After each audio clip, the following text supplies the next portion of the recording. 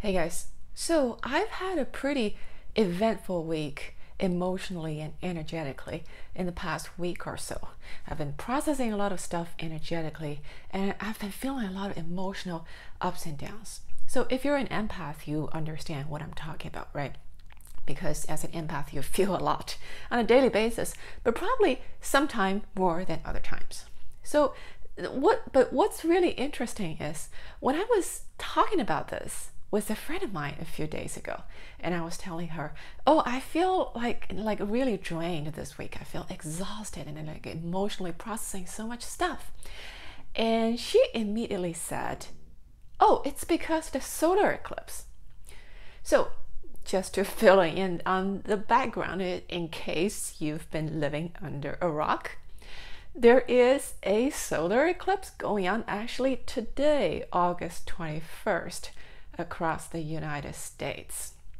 And a lot of people believe that the solar eclipse has had a huge impact on both world events that's been happening in the past couple of weeks and also on individual people's lives because a lot of people have been feeling down and weird with things not working out, with conflicts, with depression, that kind of thing, because like the people believe that the solar eclipse energy is like instigating the darker and more negative and more conflicting issues among people within ourselves and on the world stage. Now, depending on your worldview, you may think this makes sense or not. Now, personally, I think the world is an organic whole, as within, so without, as above, so below. So I believe the celestial body is having an impact on this earth plane, and the activities on the earth plane is actually a real thing. And this has been, scientifically proven in a lot of ways. But that's not what I want to talk about today.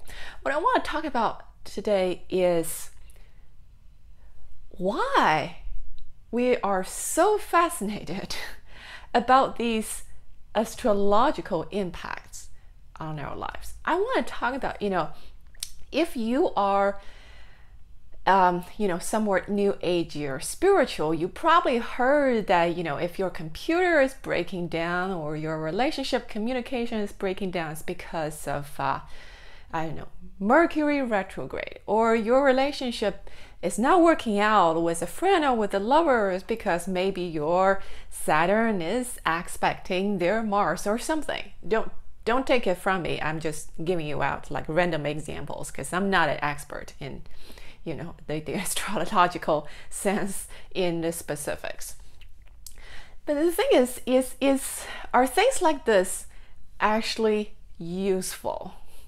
Because if you think about it in like a pure logical fashion, right, having the information of why this is happening, like from a astrological impact point of view, it's not going to change the fact that you are feeling how you're feeling or things that are the way they are in your life, right? So, but somehow a lot of us, we are fascinated about that knowledge. Like we are really eager to get that kind of information and knowledge, and that is way beyond pure intellectual curiosity.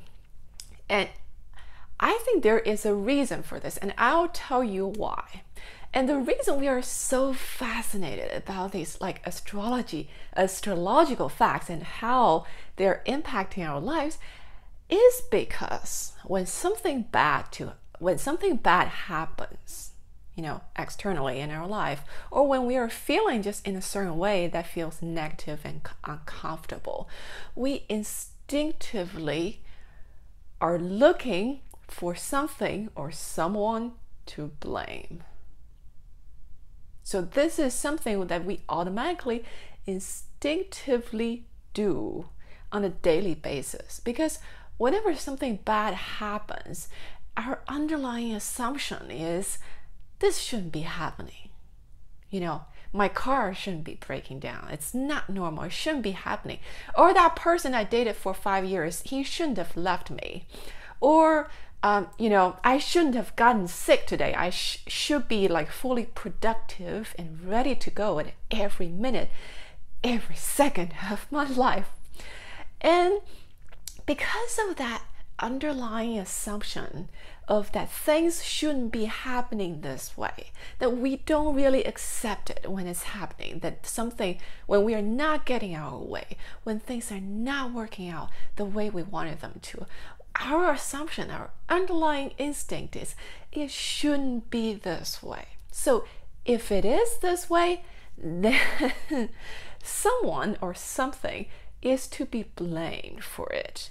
And usually, who do we blame? We blame either ourselves or someone else involved or God, right? So either I fucked up or the person I'm interacting with, they fucked up, or the God, the universe is just not fair and doesn't know what he or she or it is doing. So that's the mentality, that's the model that we go for usually when something bad happened. So but then of course, like, none of those options make us feel very comfortable, right? So if something happened and I blame myself for it, that means, it's just like it triggers a lot of our own shames and guilt and insecurities. And, basically we take it as a way that something bad happened, as a way to validate our underlying assumption, the negative assumptions about ourselves. And that certainly doesn't feel comfortable. Or we blame someone else, which is like equally uncomfortable, because then we are angry at them, or that we are sad, or we are mad at them. And what's even worse is if you blame God for it, and then the whole world, it just feels hopeless, right? So none of those options are very appealing. So what do we do then? So that's when things like astrology comes in. Like, that's when I think astrology, if you think it can be a useful tool in some scenario, is to make us feel better about things by lifting that blame out of the people involved or out of God, but put it in some astrological, like celestial bodies that you're not attached to. Put the blame on the moon or the sun, or the Mars and Saturn's not working out, is actually a way for us to feel better if our underlying assumption is to immediately blame something or someone for the bad situation.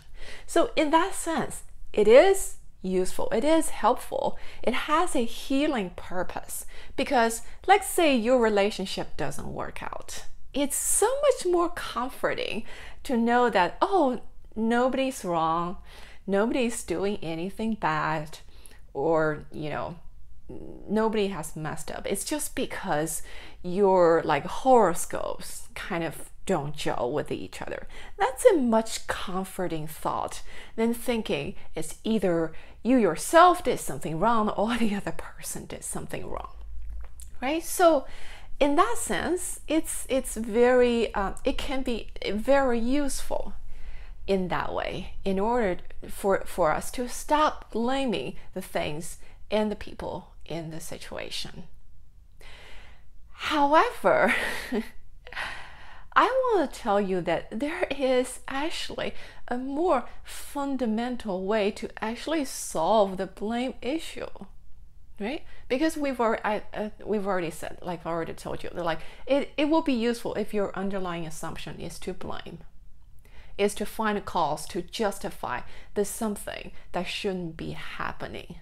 So I think the more fundamental solution for you to live healthier, to live to have more resilience through these bad situations is instead of shifting that blame on the celestial bodies, what if you just realize that there is nothing to blame this for?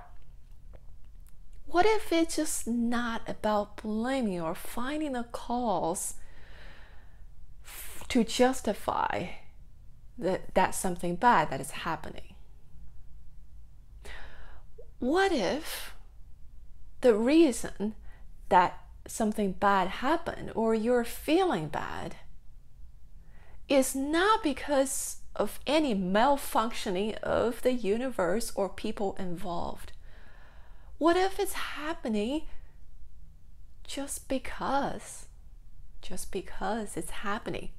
What if you no longer assume that there is a cause for the situation when you are not getting your way? What if you're not getting what you want? You're not getting your way just because you're not getting your way. Period. Now I'll give you another perspective. What if something bad is happening not because you messed up or God messed up or the Mars and Saturn messed up, but instead it's because that is the only way for you to learn unconditional love, to learn acceptance and compassion, and to learn to live in the moment, to stay with your experience and accepting your experience. What if the purpose, the reason that those things are happening is because that's the only way for you to learn to become a bigger and stronger presence on this earth? What if that is the real reason and it has nothing to do with anybody messing up? So I just want you to, consider that alternative perspective. Maybe, what if there is really nothing wrong when you're having a bad experience? I don't want to be insensitive about it if you're indeed having a bad experience internally or externally. It's not about that. But I just want you to see, there is a alternative perspective that can make you have a much easier time navigating this life and whatever is happening in your life. And sometimes, the truth, I don't believe there is a objective truth. The truth is always, what is true for you. And what if you shift what is true for you? And if you can adopt this alternative assumption, so instead of assuming that when something's not going your way, there has to be a justification for it because it shouldn't be happening, you adopt the alternative assumption that things are happening as they are, as they're supposed to, because everything is here to help you grow in becoming who you are supposed to be in this lifetime. If you adopt that alternative assumption, then things like astrology will no longer be of much use to you. Yeah. So that's all for today. Again, today is the wonderful solar eclipse. If you happen to live in that, that beltway that when the solar eclipse cross the country, when you can actually see it, good for you, and go out and enjoy it. And if you like this video, don't forget to subscribe and share this with your friends. I'll see you next time.